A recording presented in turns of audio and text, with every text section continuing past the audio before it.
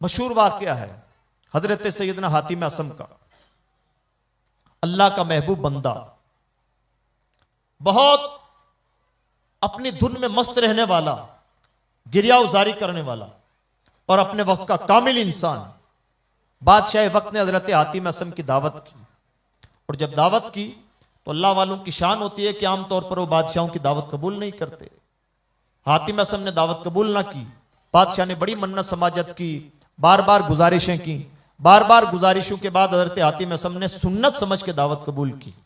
ایک تاریخ مقرر ہو گئی کہ فلاں تاریخ کو حاتم اصم بادشاہ کے دربار میں دعوت کے لیے حاضر ہوں گے۔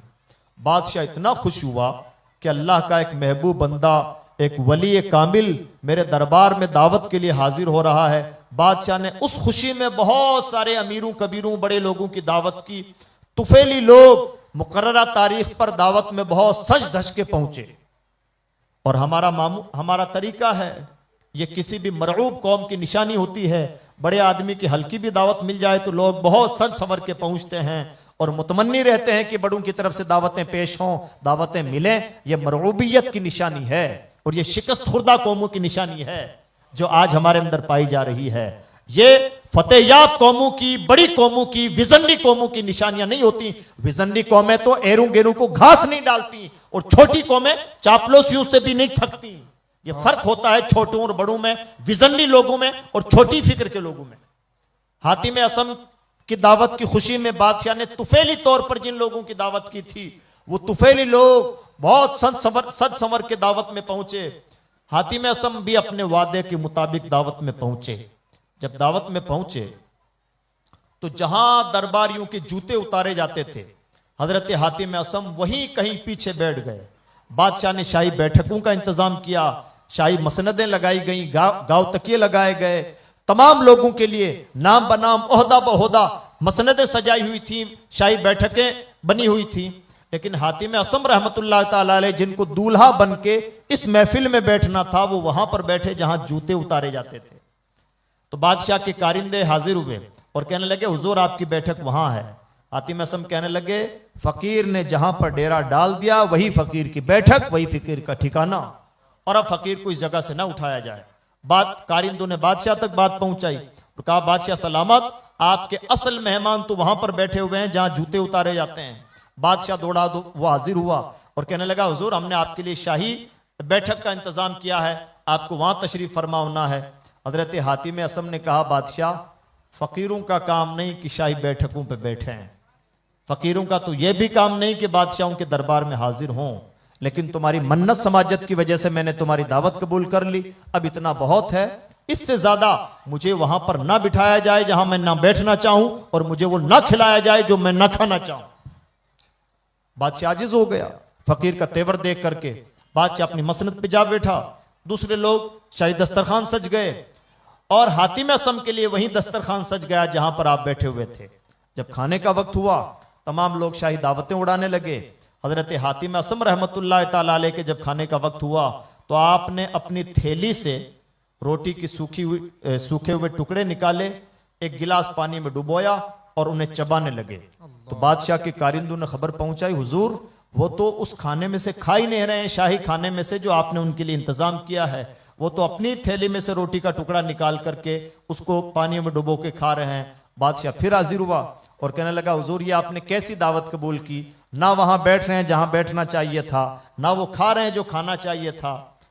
حضرت حاتم اصم نے پھر تیور تبدیل کیے اور کہنے لگے بادشاہ بس اس سے زیادہ نہیں، فقیروں سے اپنی باتیں نہیں منوایا کرتے، کیا کھانا ہے، کتنا کھانا ہے یا نہیں کھانا ہے، نہ یہ دعوت کا مطلب ہوتا ہے، اور نہ فقیروں پر ایسا کوئی جبر کیا جا سکتا ہے۔ یہ میں طے کروں گا کہ مجھے کیا کھانا ہے، کس کو کیا کھانا ہے وہ جانے، فقیر کو کیا کھانا ہے یہ فقیر کا فیصلہ۔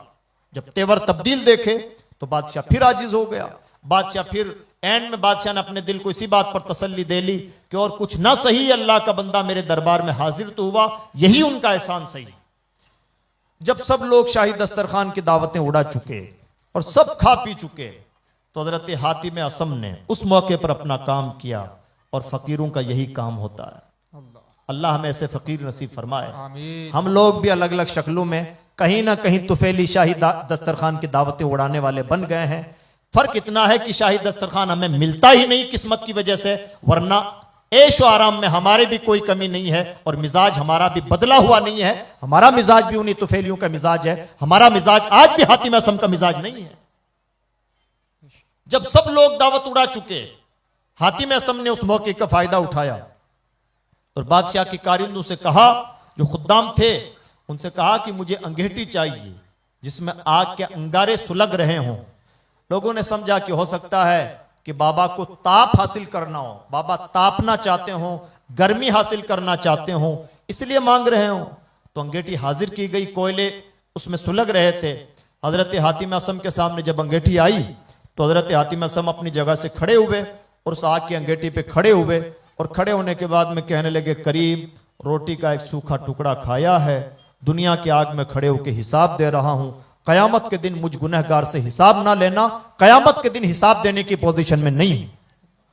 اور پھر کہنے لگے، لوگوں آپ لوگوں نے تو شاہی دعوت اڑائی ہے، آؤ اور اپنے رب کی بارگاہ میں حساب دو. کس کی مجال کی حساب دے سکے؟ کہنے لگے، حساب نہیں دے پا رہے ہو، ایک وقت کے کھانے کا بھی حساب نہیں دے پا رہے ہو. اور پھر تیور تبدیل کر کے کہنے لگے، ایک وقت کے کھانے کا دنیا کی آگ میں حساب دیتے ہوئے ہچکچاہٹ محسوس ہوتی ہے، اور زندگی پر کھاتے ہوئے یہ احساس بھی نہیں ہوتا کہ جہنم کی آگ کے سامنے حساب دینا ہے. جب جب انسان کے دل و دماغ میں تصور بیٹھتا ہے کہ حساب دینا ہے، اچھے اچھوں کا کھانا چھوٹ جاتا ہے. شرط یہ ہے کہ تصور پیدا تو ہو. ابھی ہماری زندگی کا سب سے بڑا پرابلم یہ ہے کہ ہم طول عمل کے شکار ہیں. ہم یہ مان کے چل رہے ہیں کہ گویا ابھی 200 سال جینا ہے، اور کب صبح ٹپک جائیں کانوں کان خبر نہیں ہوتی. یہی ہے انسان کی سب سے بڑی غفلت. اور اسی وجہ سے اللہ کے کلام نے بہت سلیقے سے مہر لگائی ہے. اللہ کا کلام ارشاد فرماتا ہے، الہاکم التکاثر حتی زرتم المقابر. اے لوگو تمہیں لالچ نے غافل کر رکھا ہے، اور تمہارا علاج یہ ہے کہ قبر میں جا تم کو. یہ ہے ہمارا پرابلم اور یہ ہے ہمارا سولوشن. اس لیے عزیز دوستو، آج کے دور میں ہماری سب سے بڑی ذمہ داری بنتی ہے کہ ہم اپنے آپ کا محاسبہ کریں. ہم جو کچھ بھی کر رہے ہیں، جس ذمہ داری پر بھی ہیں، اور کسی ذمہ داری پر نہ صحیح، اپنے گھر کے ممبر ہونے کے ناطے تو ہمارے اوپر کوئی ذمہ داری عائد ہوتی ہوگی. ہماری ذمہ داری بنتی ہے کہ اس ذمہ داری کے بارے میں بھی